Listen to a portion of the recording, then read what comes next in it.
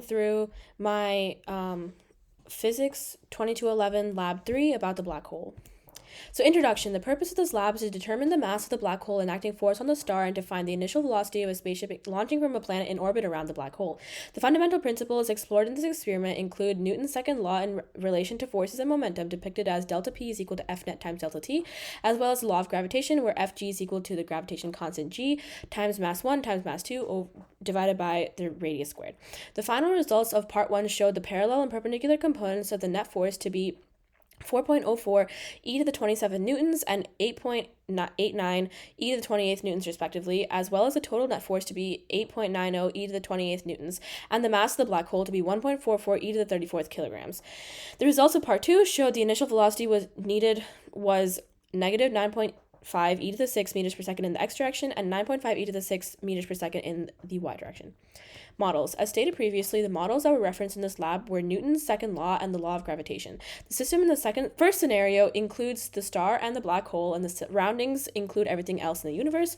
Since the black hole is the only force acting upon the star, the net force comes solely from the force of gravitation the black hole enacts on the star. The system in the second scenario is a spaceship and the planet, and the surroundings are everything else in the universe. So as we can see here, Newton's second law, in this case we are referring to, is delta P is equal to F net times delta T, which can further be broken into the change in momentum is equal to the force parallel times delta T plus the force perpendicular delta T. And when taking the derivative of this becomes dp dt is equal to d magnitude of P divided by dt times P hat plus the magnitude of P times dp hat over dt. So code part 1. This first model depicts the force enacted on the star by the black hole. The trajectory of the star was randomly generated using the characters of my email address. The code was initialized with the gravity constant, the mass of the star, and the time interval set to 1 day. The mass was calculated to be 1.44 e to the 34th kilograms. Possible sources for error include discrepancies in the mass since it was averaged from all of the values collected. So as we can see here, all of the variables here are modeling Newton's second law. So we can see momentum is equal to mass times initial velocity or final velocity, depending on if it was initial momentum or final momentum. And then dp dt is equal to delta P over delta T. And then we have F net is equal to dp dt in this case, since the momentum is the only factor. And then we have the P hat is the norm of P final, and we have all of these calculations to for F net parallel and F net perpendicular. And then finally, we have the mass of the black hole was a rearranging of the law of gravitation in order to isolate the mass of the black hole. Code part 2. The second model shows a spaceship launching from a planet that was orbiting the black hole. The code was initialized using the mass of the black hole found in part 1, the gravity constant, and the ship's mass.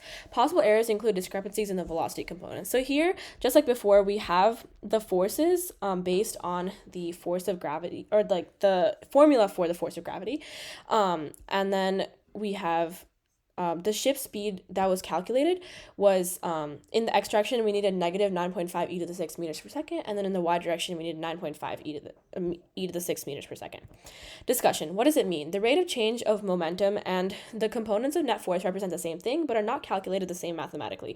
dp dt is calculated using mass, velocity, and time, whereas net force is calculated using the gravitation equation in this scenario. This is how they differ.